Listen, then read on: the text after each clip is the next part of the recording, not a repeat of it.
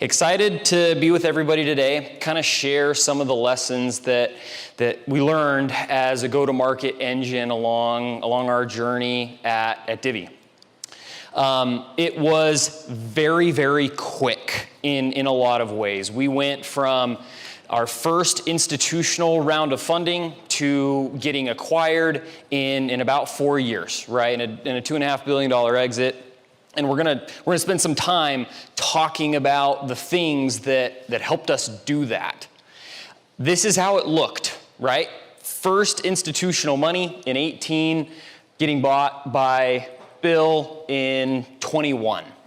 I joined Divvy just a little bit before we raised that Series A, so got to see essentially the entirety of this story play out. I say a lot that I have a multi-billion-dollar education, and I mean that from the bottom of my heart, because if I could go back to that moment in 2018 with everything that we've learned along the way, we could have added a couple billion more dollars, I believe, to that eventual exit. So the things that I'm going to talk to you about are lessons and learnings that I hold very dear because they were expensive to me and the people that we built this business with. Okay. One thing that always cracks me up when I kind of talk about the story, and it was quick, it was 4 years, and we did all these things, is people kind of assume that you might have gotten to skip a step. I promise we didn't get to skip any steps. We just got to cram all of the learnings and all of the experiences into a very condensed time frame. And that meant that if we were going to stay on top of it, we had to accelerate our rate of learning. We started with a base and a belief that we wanted to do something very special, very unique. So what kind of a team were we trying to cultivate? We wrote this out as a revenue team, and we lived by it. We believed that everybody deserved to know what it felt like to be part of a high-performing team. And we compared it to sports and running out of the tunnel on a Friday night with the bright lights on. Everybody deserved, in our opinion, to feel what that felt like and to work with people to the left and to the right of you who were absolute experts at what they did. That we believed that we were responsible for helping each other become the best versions of ourselves. That meant we were very high on accountability. And we wouldn't tolerate less than a full effort from ourselves and from our teammates. That all led to us outlining a couple of very important things. And this is important to talk about before we talk about operating models, because you can have the best models in the world. If you don't have the underlying team and the underlying structure, it will do you no good. That is literal lipstick on a pig. So these were the key traits of our high-performing teams. I'm not going to read them all to you, but I want to highlight a couple of the big ones. We believe that chasing ambitious goals was a fun thing.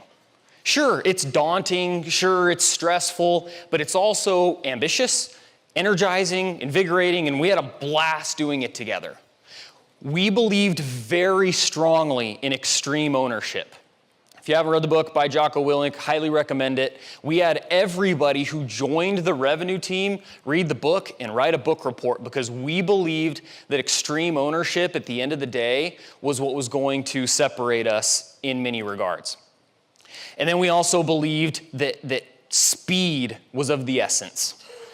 Every single time the answer of when to act was now. The time to take an action was now, and we believed in that. Just important as the traits that you want to have are the ones that you need to avoid.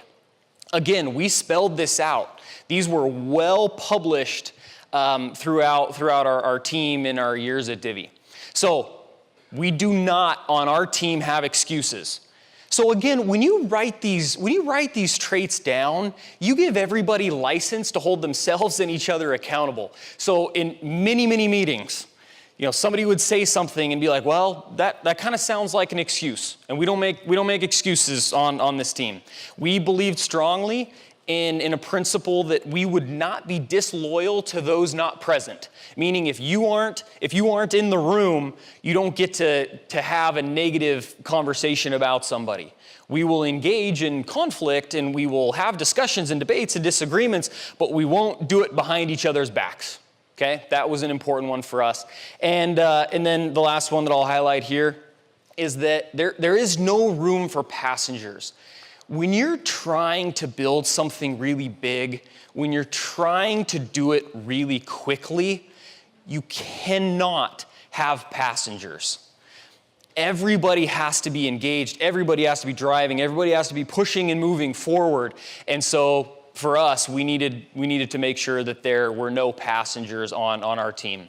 So again, I started with this because operating models can be wildly helpful. They can improve so many parts of your business, and we're going to talk about 6 that we used at Divvy, but they're only great when your team is.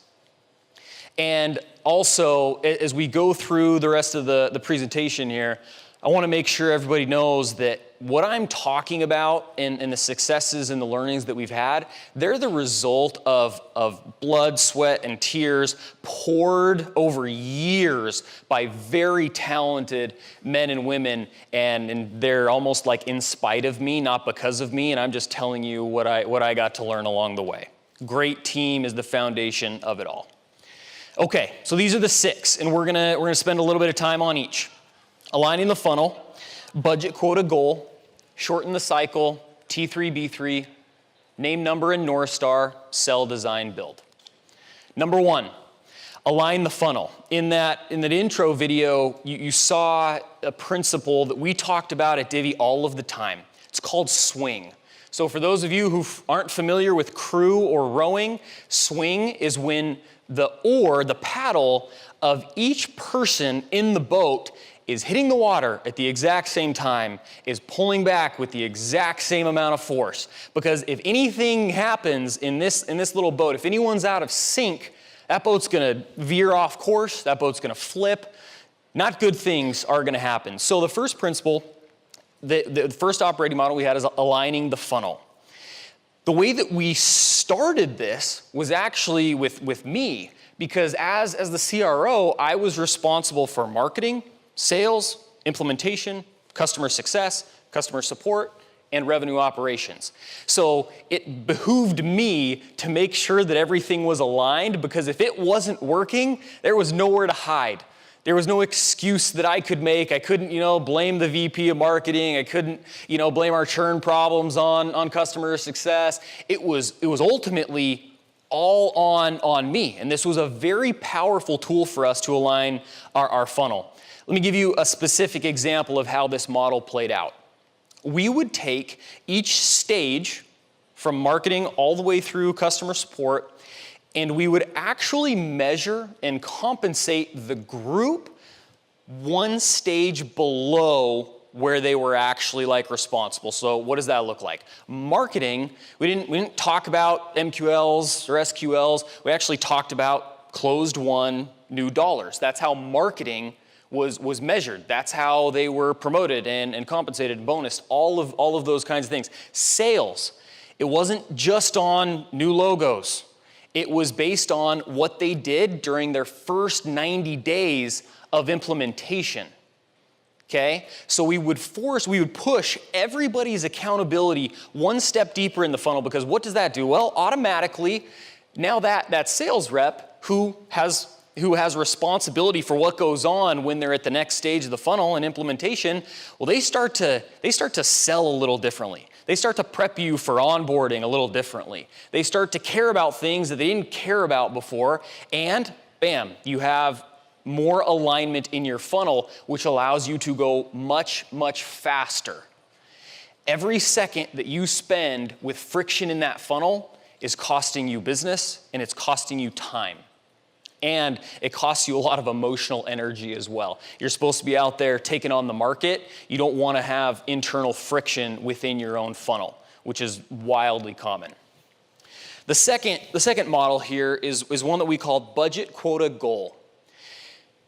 A lot of people have a challenge. You want to go to a board meeting, you want to present to the CEO, and you want to have a plan that you can beat, okay? You want to exceed expectations, right? But on the other hand, you don't want to sandbag, you don't want to leave growth on the table, and so how do you balance this? You're also, in the middle of all this, trying to manage a culture. And I'm a firm believer that this is a momentum game. And if you can get wins, they turn into more wins. And if you start taking losses, they can quickly spiral into more losses. So what budget quota goal is a financial framework that we would use. The budget number is what we would essentially present on to the board. This is the board number. This is the number that come hell or high water, we are not going to miss. And there is some conservatism baked into this number, okay? This is the number that, given all the data that you have like I would say, an 80% degree of certainty that you're gonna go out and get this done. I always called this the Sterling keeps his job number, okay? Quota. This is what you build external facing. This is where every single rep, every manager, every leader, they're built around this quota number, which is a step up from budget, right? And then you want to make sure that you have what we call a go get 'em, the goal, which is the stretch, which is something that you're probably only going to do a couple of times a year, but you're going to celebrate the hell out of it when you do. This framework was incredibly powerful for us because we got to beat and raise at a very high frequency. Most of the time, we would push ourselves and come in between that quota and that goal number, and then we got to raise our expectations. Another thing that this model helps with is, it doesn't matter if you beat your plan if the plan sucked. If you can be like, hey, our number was 50 and we hit 51, but if 50 was the wrong number, or if you could have done 60, then you didn't do it right. And so this framework is remarkably helpful for making sure that you protect your downside and make sure you always do what you say you're going to do, but that you also have upward mobility. And as soon as you go see what's possible, you can reset the expectation very quickly. This allowed us to have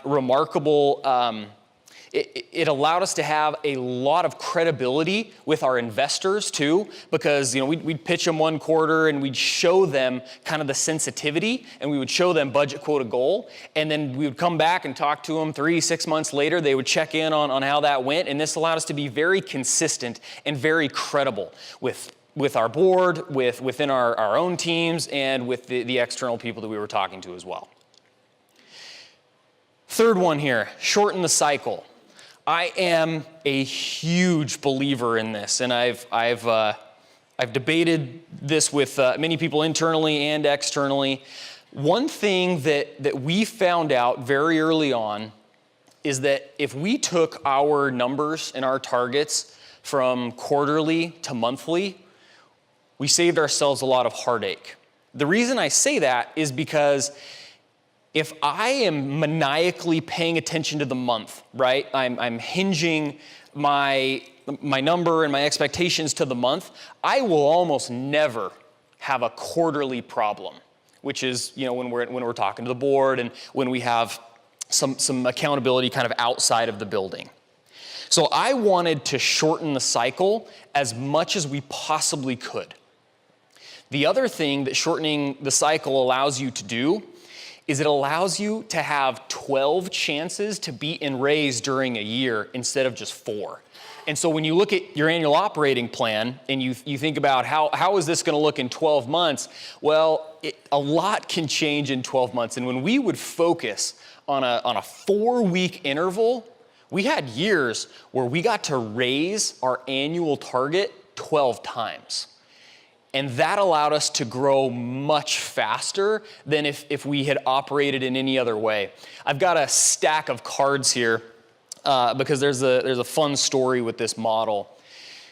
we moved to monthly, and we were reporting on everything weekly. So we were really cruising. And something happened with one of our largest customers at the time. They had their cards get accidentally shipped to HQ, and also in an error at the card manufacturer, we got 4 cards for each one person. But we had 2 days left until the end of that month, and we needed to get those cards in folks' hands because we had shortened the cycle. So myself, our head of product, and our head of implementation worked on a Friday night until about 4 in the morning, sorting all these cards, putting them in envelopes, getting the addresses on them, driving them the next morning to FedEx and getting them in customers' hands.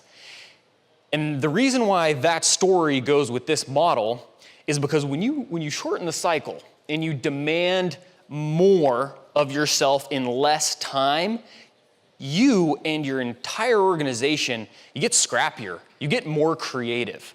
Necessity is the mother of creativity. And when you place artificial constraints on yourself and on your team, you have an ability to do a lot more than you thought you could, and it will take you to much greater heights.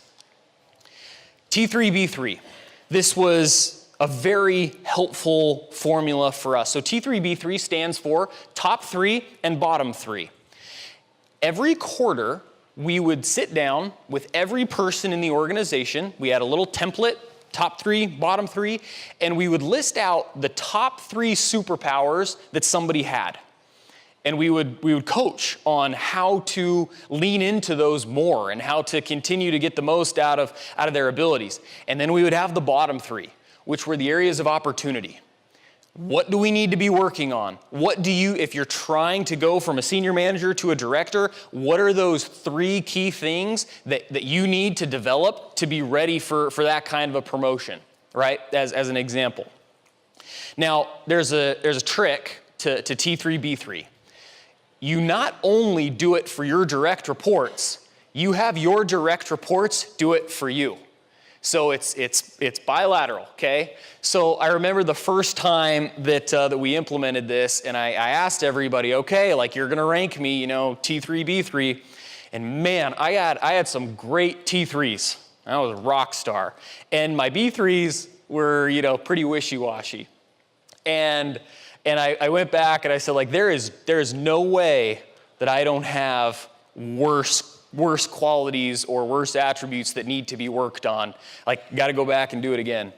And maybe I shouldn't have done that, because when they came back, those were real. Those were a lot of like warts, and you got to look in the mirror and figure out what you need to do better. But this created such a healthy thing for us, because in a very non-confrontational way, we got to have incredibly direct conversations, and people got to tell their manager what they felt like they needed to work on. It was a very powerful thing because we all knew where we stood at each moment in time. There was no question as to what your leader thought you were doing well and what you thought you were doing poorly, and we were helping each other work on those B3s. We actually would present on them and say like, hey, this is who I am, these are the things that I'm gonna be working on maniacally over the next 3 months, can you help me? So we helped each other. And we got better. And we had a rule, if your B3s, if they stayed the same quarter over quarter, they'd start getting highlighted, in yellow and in red, because you really wanted to see those change. We're always gonna have things that we can work on. Hopefully they're not the same things over and over and over again. So T3, B3 was a very helpful model for us. Name, number, and North Star. A phrase that we circulated all the time was, if it doesn't have a name next to it and it doesn't have a number, it's not going to happen. Just book it. Like, it will not happen. It is a pipe dream. Every single thing that we cared about, we had to be able to say, well, who's the name that's responsible for that, and what is the number? And it is complicated to have a number for every function. For example, how do you have a number for a creative function in marketing, right? It gets hard. It's easy when it's a pipe number for marketing. It's easy when it's a revenue number for sales. It's easy when it's a usage metric or an NRR metric for customer success. But nonetheless, even with the ones that are tricky, if you want it to happen, for us, we believed it had to have a name and it had to have a number. And then there's the third component to this, which is what's the North Star? What is it that everybody orients themselves around in order to make sure that they're prioritizing correctly? So we've got a picture of a whiteboard over here. We quite often would sit down and say that we wanted to raise our targets. We wanted to go and chase. Remember, I talked about budget, quota, goal. We would say, hey, we want to go get goal. And right now, we don't see a great path to it. We would pull in 20 of the most capable people that we had, and we would have a brainstorm. And we would say, okay, where is there incremental revenue, incremental growth that we can go and chase. And between those 20 people, we would brainstorm tons of ideas. Some of the ideas were awful. Some of the ideas were brilliant. But we would brainstorm them, we would select them, and people would put their name next to their number and their initiative. And it was all oriented around, well, what was our North Star? Well, okay, as this group of revenue leaders, we're chasing goal. We're saying, screw budget, screw quota, we're going for our stretch goal. And folks, in this particular sprint, we ended up, you see this number that we set, it's 821 million. And then you can see the actuals written vertically there, 821.8, got there just by the skin of our teeth. But the principle of this is you are constantly juggling a series of glass balls. Some of the balls that you're juggling are glass, some of the balls that you're juggling are rubber. And if everybody knows what their North Star is, you won't drop a glass ball.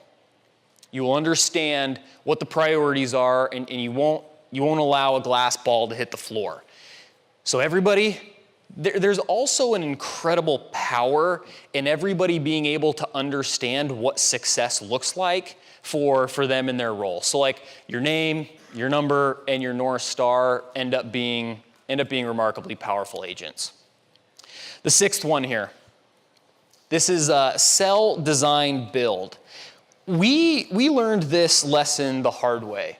We would set out to launch a new product or a new feature, and we would be met with kind of a lackluster result, right? And we're like, how did we get this wrong? We were so sure that people were going to be excited about this. We did all the customer interviews, and we looked at everything we feel like we could have.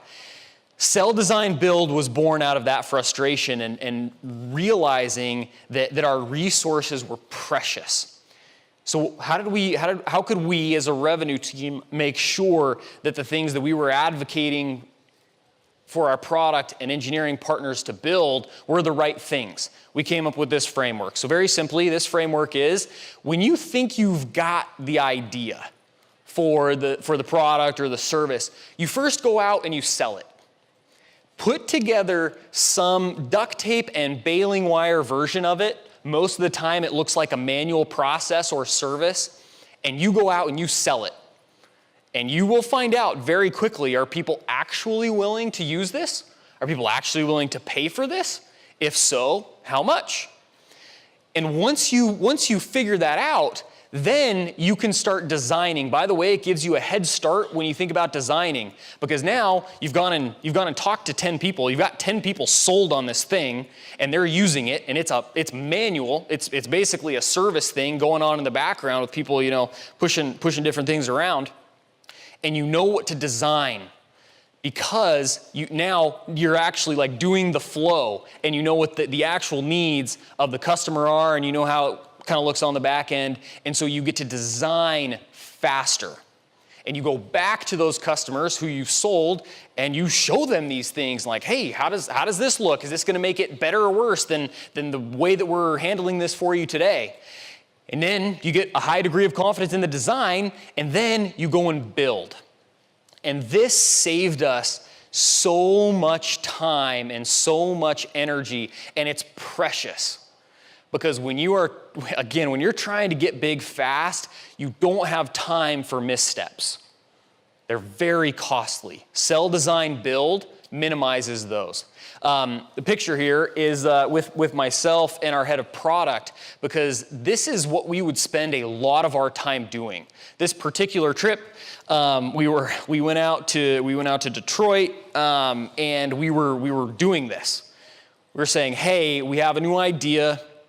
We had sort of a target in mind for if we could get enough people sold, if we could get enough folks bought in and actually using the thing that we were going to go and build it.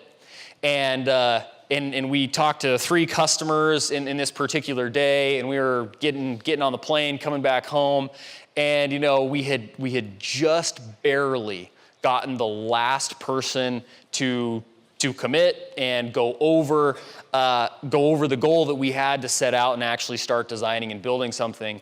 And head of product decided that was as good a reason as any to take a nap on the airport floor there.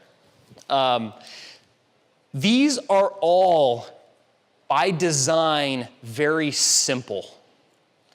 There's no Pythagorean theorem up there. There's no rocket science. These things are simple. And that's what makes them powerful, and that's what makes them easy for everybody to understand and operate against. But they are not easy. And they are not easy to do consistently over a long period of time. These things took years for us to get really, really good at, and for us to be able to go to any person at any part of the organization, and they would be able to operate this exact way.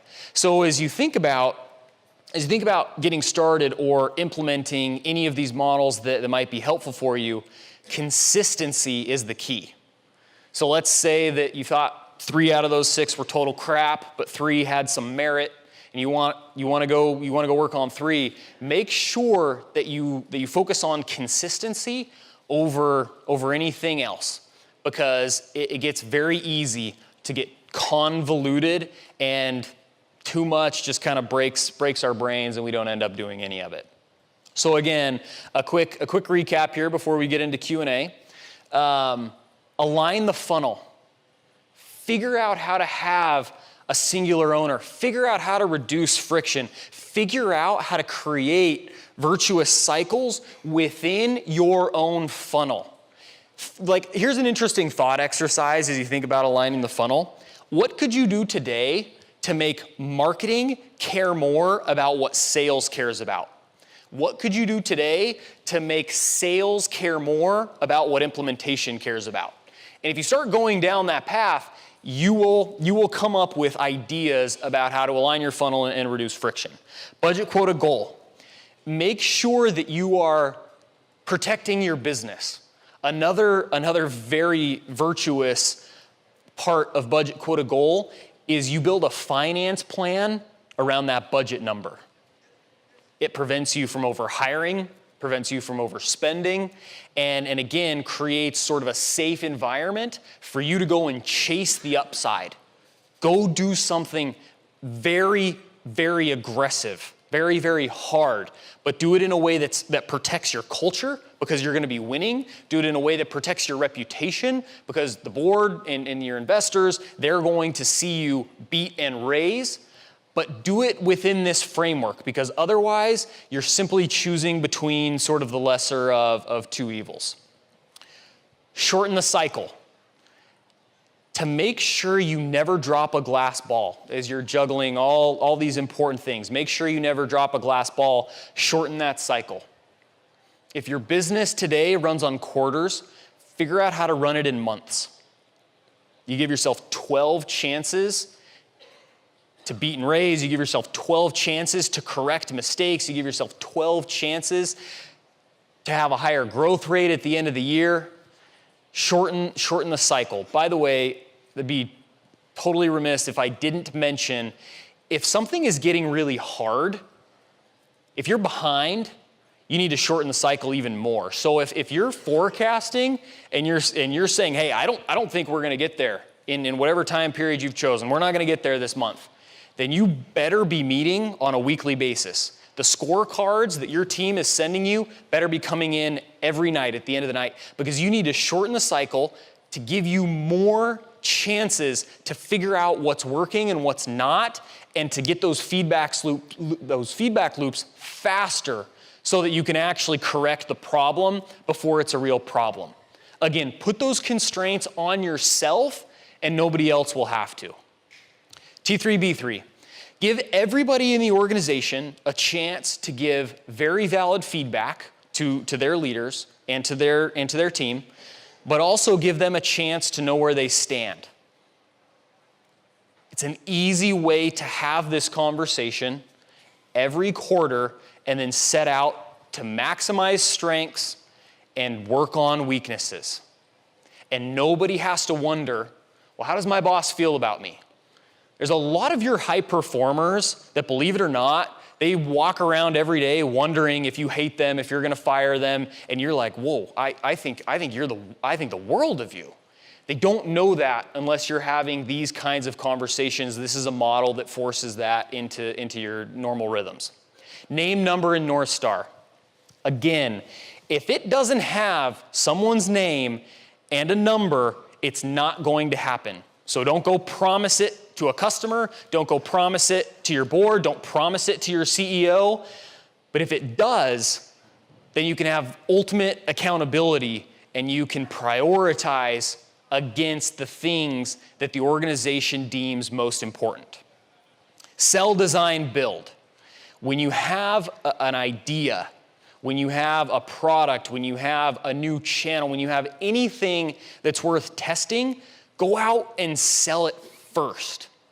And if you can do it in sort of its most nascent form, then you can design something, then you can build something, then you can have a level of confidence in what you're doing, and you will have a lot more success. And you can snuff out bad ideas well before they cost you tons of time and tons of money.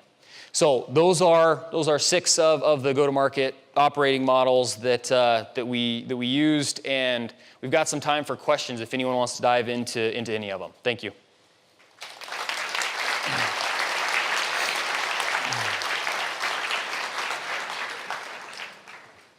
Thank you very much for a fantastic presentation. I had one question about the shorten this cycle. And my learning is that the customers move in the kind of purchase process in their own schedule. So how did you use these to kind of look at the different leads and cases that you have? Yeah, it's a great question. Basically, the idea is, well, the customers they're the ones who set, what their timing is on all of these things.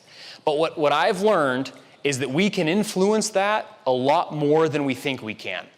And there's only one way to find out, right? And so you try it. And I remember, especially with our mid-market team, the whole argument was, well, Sterling, these are much larger customers. They need a lot more time. They have a lot more processes we have to get through, from procurement to all these different things. And the truth is once we moved, it was hard. I'm not saying it's easy. It was very hard, but we could influence that and we could take more control of that than we thought previously. So. Thank you. Yep. Hey, when we think about goal achievement, you talk about hitting budget, hitting quota target, yep, which is OTE. How do you remunerate, or do you remunerate against hitting goal? Or is it just the celebration you mentioned? No. We definitely built in mechanisms for that to be more advantageous for what we were chasing. Here's an interesting point. We sort of had classic accelerators and decelerators once, based off of the quota line, right? But when we would go after those stretch goals, a lot of times we used it as an opportunity to take the money that we would have spent and put that into like some kind of a really cool, almost extravagant activity that we did as an entire team. And they became these pushes that we really looked forward to and we wanted to hit, because that was when everyone would bring their plus ones and we'd go to a really nice, ski lodge, or we would do something special. But the simple answer to your question is yes, we would change, the compensation obviously changed. You'd get into your accelerators once you got over goal, and you'd be in decelerators at certain percents below quota. So thank you. So when someone is, so the whole team, basically. Yeah. So the goal requires the whole team to hit. If the whole team hits, then everyone goes. Well, the goal is sort of a raw number. So it's not like everybody would hit their goals. Some people are coming in at quota or budget, but when it rolls up, it would actually, like when you looked at our plan for the month or the quarter, we had to be above that. Thank you. Yep. Hey, nice to meet you. I like the part where you say that marketing has to be accountable for, for extreme ownership as well as like sales, right? Yeah. And for me, the interesting part is that how to make marketing more accountable. And you were mentioning the creative roles in marketing. What sort of goals maybe you can uncover did you use for marketing to, like, hey guys, you have to stay put? Yeah. So marketing had a quota for us. From the beginning of time, and the quota was essentially based in two parts. So we had the pipe, right? By the way, this is converted opportunities. So it's actually like a sales rep would convert the opportunity, then that counts towards the marketing goal. So again, you're driving the alignment, but then marketing was again based on closed won, right? Closed won, new revenue. And so they have that number and they have that responsibility, and you need to set that up. And in my experience, great marketers love that, and bad marketers run away from that very, very fast. Like I talk about it a ton in the interview, like, hey, this is how we structure it, and you're gonna be a demand gen person here, and like this is how we run it. And it was a very good sorting function, because the bad ones are like, no, I'm working on other stuff. So when you talk about the creative roles, well, they're doing a lot of other things, right? They're working on brand, they're working on different things. You still have to figure out how to tie that back into those things as best as you can. It's not perfect, but you have to work on it, and sitting down, having smart people talk about it and debate it, you figure out what works for you. How did you measure brand? What's that? How did you measure brand? Well, so like we would have brand would like have a number. I know that's like heresy to a lot of people, but brand would have a number, and their number was the organic number, okay? So like I'm saying, okay, you want credit for basically everything, that's fine. The organic number, right? So everything we didn't use performance marketing dollars for, that starts to get wrapped into that. Yep. Quick question. So completely agree on ops towards pipeline, agree on marketing revenue towards however you measure your yearly goals. Our struggle is, how do you ensure that when that lead closes, and it closed one, how do you determine marketing or sales, right? Because I feel like, well, marketing brought it in for you as an inbound lead, yeah, but we were already chasing it ahead of time, and then that causes friction between the two teams. Yeah. And so managing through that, because what we don't want is everyone has to participate in the final goal. How do you make sure that you don't drive that friction between the two teams? So it's a really good question. The first thing you have to do is to make that matter just a little bit less. Make it more about the overall goal that you're chasing together than about what portion of this is marketing sourced, what portion of this is coming from outbound, what portion of this is coming from channel. That stuff matters, but you have to make it matter less than the overall goal. Then you're getting into things like, well, do you want to do last touch attribution? Like what model best suits you? And you kind of just have to set those rules as best you can and live with there being some gaps and some inconsistencies. But the underlying principle is make it way more about the overall goal that you're chasing. Put people on the same team instead of splitting them out and saying, well, like marketing's over here and like we did our job, but sales, outbound missed this month and they didn't do it. So marketing, good job, sales, bad job. There's no such thing. Like we either got the job done together or we didn't. And sometimes that's going to mean that marketing sourced is going to beat by a lot and sales is going to struggle. Sometimes it's going to mean the exact opposite. So just work on making sure everybody's aligned to the right North Star, and then when you're splitting things out by line item, that should be secondary. Hi. I really like the model of name, number, and North Star. What would be kind of bring that to life? A couple of examples of, would that be, Sam, your job is 812 million this month, and the North Star is what? And then also, how do you avoid having we've got like 20 different things all under Sam? Yeah, it's a great question. So here's what it looks like in practice, okay? In practice, people can have their name next to several different numbers. For example, a VP of customer success, like let's say they have an expansion number that has their name next to it. Let's say that they have an NRR, an NDR number that their name is next to it, and you're going to have multiple. But you do have to like clearly define the North Star for the entire organization. So most of the time, that's like an ARR number. That's a usage number. That's what new logos, like what is the model driver for your business? And that is the North Star.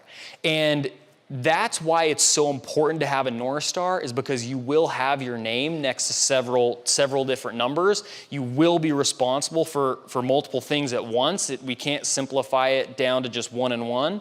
So you have to know what the North Star is so that you can prioritize appropriately and know which is a glass ball that you won't drop under any circumstances. Hi. I love the concept of swing that he introduced. I'm not sure in my experience, the water surface is the same, because I work with sales teams and it often feels like white water rafting rather than being on a smooth surface. Yeah. How do you look for swing when it often feels like all you want to do is for everyone to stay in the boat and to negotiate the river? Yeah, great analogy. It is a lot like whitewater rafting. The way that I think about swing is not necessarily that like there's no variations and we're in smooth waters just going as fast as we can. I think about it as, is everybody who has an oar, is everybody who has a paddle, are they in sync with each other? Because I don't, if you're going like this or if you're going like that, I need to make sure that you're all in sync. That you're not turned around yelling at somebody over there, that I'm not like, that, because a lot of times you'll have to play policeman if this goes poorly. You have someone's data set over here telling one story, you have a different person's telling another, and you're trying to mediate a dispute and see whose fault it is and who's in trouble. That is what we're trying to completely get rid of. We're all focused, we all know where we're going, we're all rowing in the same direction, and we're all doing it with the same amount of force. Whether you're going over some waves or whether it's smooth sailing, and I don't know what smooth sailing is either. I don't think that exists. But you want those teams to be rowing in the same direction together. That's what it means. On the B3, C3. Yep. What were the actual questions that you were asking? Yes. So top three, bottom three. So if you and me were having this, I would have a template and it would say, what are your top three strengths? The things that I'm noticing in you this particular quarter that are just amazing. You're a great hirer, you're a great recruiter, whatever. And then bottom three is, what are the things that I as your manager am identifying that you need to work on? Okay, well, you're not organized enough, or you're not, like whatever it is. But the questions are, what are your top 3 superpowers and what are your bottom 3 weaknesses? And we're gonna write those out, we're gonna talk about them, and we're gonna make those the subject of our one-on-ones for this quarter. I wanted to pick up, there was this one image, and you mentioned the head of product was taking a nap at the airport, and you were on like the sales tour in Freaking Detroit. head of products, man. So how do you basically get the product on doing like a crazy, tour like this with you? That is a great question. And the answer is, you have to make sure that his or her North Star is the same as yours. Because our North Stars are the exact same, right? And that is, we need to get here by the end of the year, right? We have to expand, we have to launch new things, we have to get there, and our North Star is the same. So you're on the same flights, you're talking to the same customers. Again, you have different jobs. I'm not trying to make it seem like you don't, but you have to be aligned with that person. By the way, it goes for finance in particular too. And if you can align those functions with the same North Star, they'll be on the plane right next to you. Good stuff, thanks. Yep. Okay, I think that's it. Thanks, everybody.